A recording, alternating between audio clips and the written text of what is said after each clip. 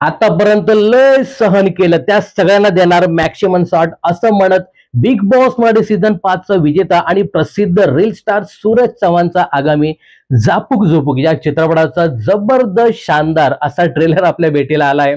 आणि खरंच ज्या ज्या लोकांनी सूरज चव्हाणला नाव ठेवली होती बघा, जेव्हा बिग बॉस मराठी सीझन 5 चा ग्रँड फिनाले झाला होता आणि केदार शिंदे यांनी झापूक झोपूक या सूरज चव्हाणच्या आगामी चित्रपटाची घोषणा केली होती त्यावेळी, आणि सूरज चव्हाणचं जेव्हा पहिलं पोस्टर या झापूक झोपूक चित्रपटाचं आलं होतं त्यावेळी बऱ्याच प्रेक्षकांनी नावं ठेवली होती, कौन है ये लोग,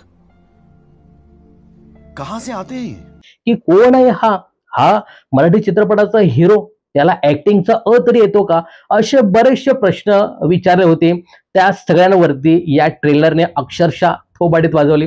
बघा, हा जो ट्रेलर प्रदर्शित केलाय त्यावेळी हे सगळे प्रश्न केदार शिंदेने पहिल्यांदा टाकलेत की कोण आहे हा, याला ऍक्टिंगचा वगैरे येतो, असे बरेचसे प्रश्न टाकून नंतर हा ट्रेलर प्रदर्शित केलाय आणि काय जबरदस्त ट्रेलर आलाय।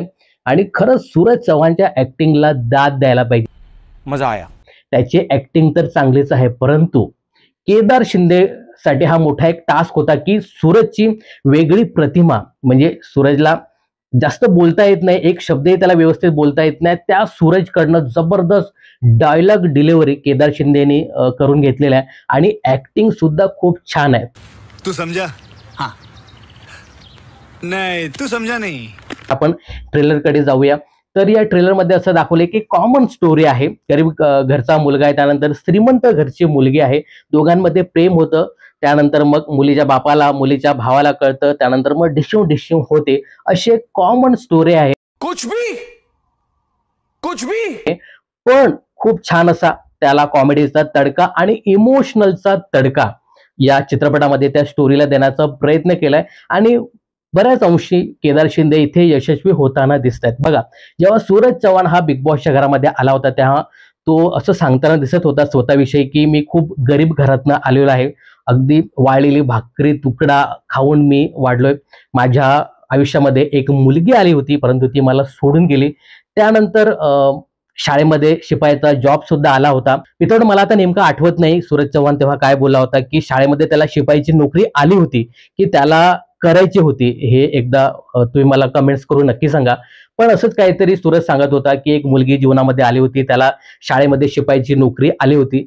तर या सगळ्या गोष्टी केदार शिंदेनी एकत्र केल्यात आणि त्याचा एक सिनेमा तयार केलाय। ट्रेलरमध्ये असं दाखवलंय की सूरज चव्हाण हा शाळेमध्ये शिपायाची नोकरी करत असताना तिथे एक उच्च शिक्षित मुलगी, चांगल्या घरातली मुलगी, मोठ्या घरातली मुलगी तिथे एक शिक्षिका बनून येते आणि सूरज चव्हाणचं तिच्यावरती प्रेम जडतं, दोघांमध्ये प्रेम होतं।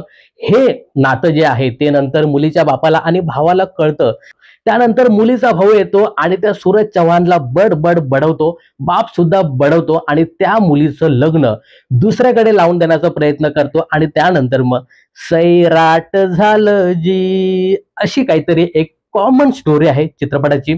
पण इथे आहे ना जबरदस्त कॉमेडीचा तडका आहे, त्यानंतर इमोशनल सुद्धा भरपूर आहे। एकंदरीत या चित्रपटाचा ट्रेलर पाहता मुलीचं लग्न झाल्यानंतर सूरज चव्हाण काहीतरी विचार करतो की आता आपल्याला काहीतरी मोठं बनावं लागेल, त्यानंतर मग तो रील स्टार होतो, बऱ्याच ठिकाणी असे मोठे मोठे कार्यक्रम इव्हेंट करताना दिसतोय। असं एकंदरीत हा चित्रपट असावा।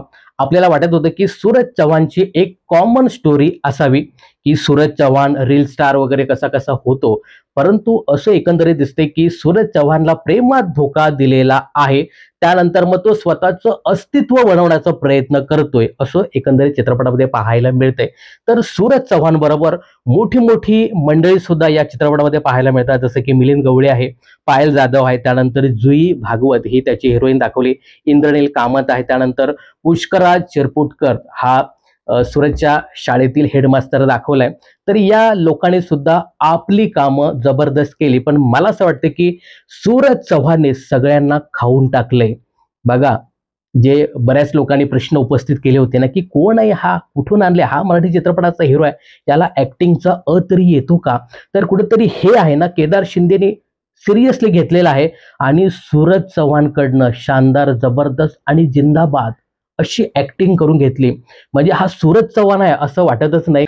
तर मित्रांनो, या चित्रपटाचा ट्रेलर पाहता खूप इमोशनल आहे, कॉमेडी आहे, ड्रामा आहे, बरंचसं काही चित्रपटामध्ये पाहायला मिळणार आहे आणि मगाशी सांगितल्याप्रमाणे ज्या मुलाला चांगले डायलॉग सुद्धा बोलता येत नाही, स्वतःला चांगलं प्रेझेंट करता येत नाही, तर केदार शिंदे समोर खरंच एक बिग बॉस सारखा मोठा टास्क होता की या मुलाला हिरो म्हणून प्रेझेंट करण्याचा. तर कुठेतरी या ट्रेलरमध्ये असं दिसतंय की सूरज चव्हाणला त्यांनी व्यवस्थित प्रेझेंट करण्याचा प्रयत्न केलाय. तर मला तरी या चित्रपटाचा ट्रेलर आवडलेला आहे. तुम्हाला कसा वाटला हे कमेंट्स करून नक्की सांगा. मनोरंजन क्षेत्रातील अशाच फिल्मी अपडेट जाणून घेण्यासाठी चॅनलला सबस्क्राईब आणि फॉलो करायला विसरू नका.